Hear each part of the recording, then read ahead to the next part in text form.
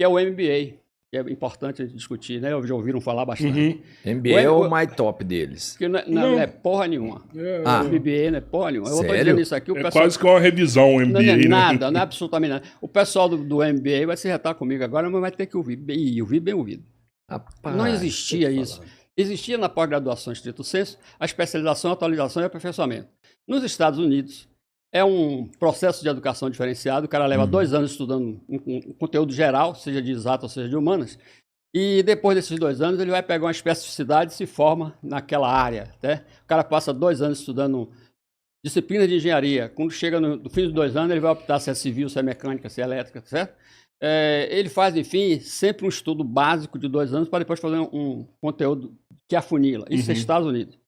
E isso acontece também na administração, né? O cara faz a administração, ele vai estudar conceitos gerais, ele vai estudar um pouco sobre gestão, sobre contabilidade, sobre disciplinas da área, e depois de 2 anos ele aí especializa. Se ele vai ser RH, se ele vai... Enfim, ele... Né? Acha seu rumo. Isso tem a sigla MBA nos Estados Unidos, né? Que é o master, que seria o caminho que você vai seguir. O caminho que você vai seguir por aquelas 2 áreas. Então, o MBA nos Estados Unidos era uma especialização da graduação. E nos anos 80, 90, muitas empresas migraram para o Brasil, empresas americanas, e aqui os seus administradores, gestores, etc., precisavam de fazer uma especialização. Essas empresas davam um curso para ele de MBA, seria uma especialização na administração. Isso era exatamente aplicado nesse contexto. Eu vou especializar pessoas da minha empresa para melhor desempenhar a função de administrador. Só que o nome bateu, né, e ficou valendo esse MBA para outras áreas também. E aí incorpora no Brasil a ideia de um MBA. Na legislação educacional brasileira não constava absolutamente nada com referência a isso. É LDB 93/94/96, né? E foi super valorizado no Brasil o MBA, né? Por ignorância.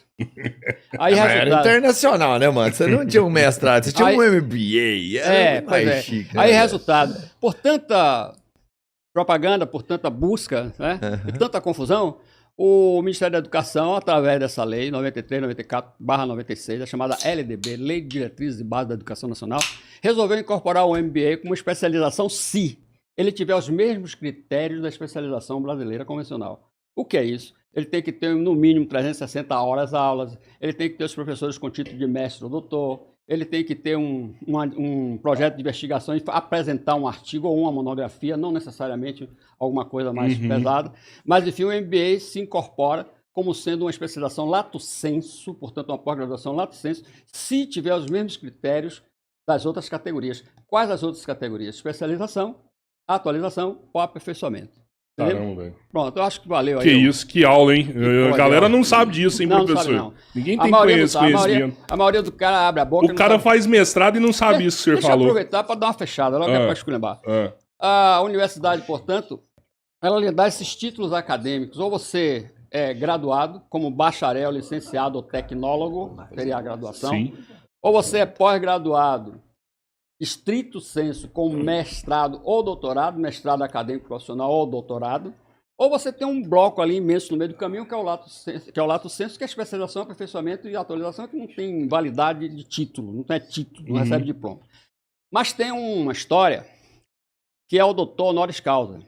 O povo enche a boca aí e fala assim, doutor honoris causa. O Paulo Freire tem mais de 50, né? Aí, não, o Lula também tem um desse também. Aí, rapaz. O Lula teve uma faculdade que deu e depois tomou. Mas deixa essa história pra lá. Ele formou e desformou. Não forma, não é uma formação. Quanto honoris causa, então. É um título honorário apenas. O que seria o honoris causa? A universidade reconhece que um sujeito apresenta de uma forma excepcional alguma situação que pode favorecer a sociedade, ele traz um benefício para a sociedade. Isso pode acontecer nas diferentes áreas do conhecimento. Exemplo, um artista, né, ele se exacerba em apresentar uma linha de produção mais excepcional.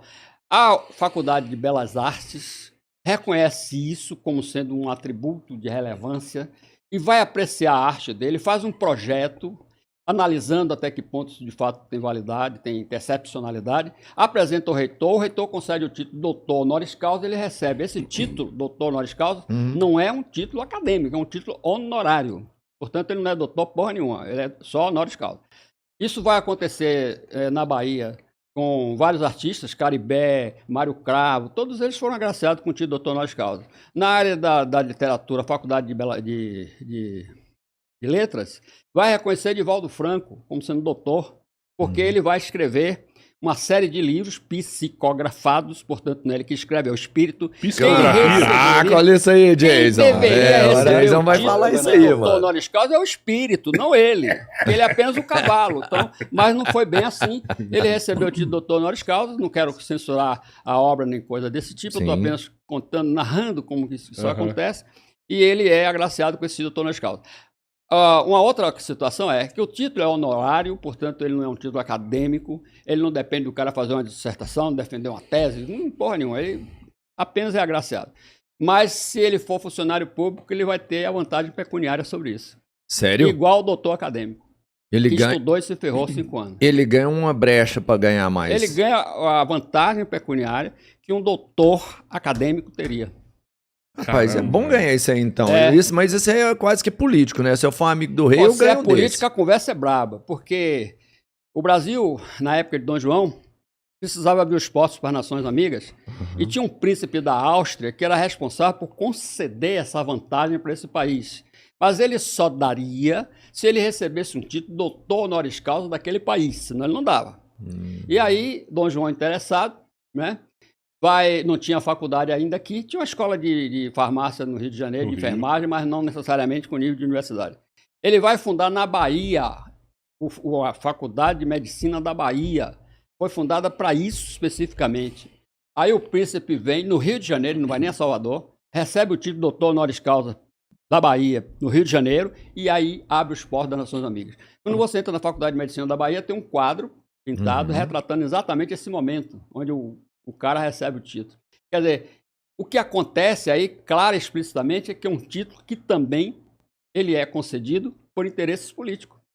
Não necessariamente por uma relevância de contribuição que alguém possa fazer à sociedade. Ô professor, e o senhor chegou a ler aquele livro psicografado que o senhor falou aí, que o rapaz pegou honoris causa por conta dos livros? Eu li vários livros de Divaldo Franco, que ele se diz iluminado por um guia espiritual, que é a Joana de Ângeles.